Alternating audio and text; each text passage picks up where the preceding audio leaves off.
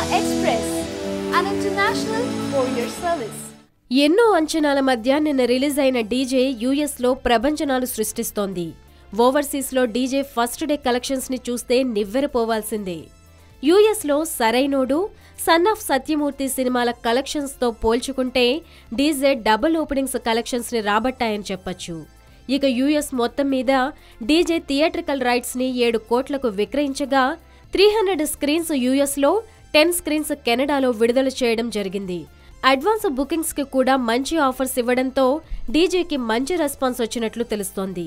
ఇక తాజాగా మనకందినటువంటి సమాచారం ప్రకారం ఓవర్సీస్ లో ప్రివ్యూ షోస్ కలెక్షన్స్ కలుపుకుని $4 లక్షల డీజే కొల్లగొట్టింది. అంటే 2,56 లక్షల రూపాయలను డీజే సంపాదించింది.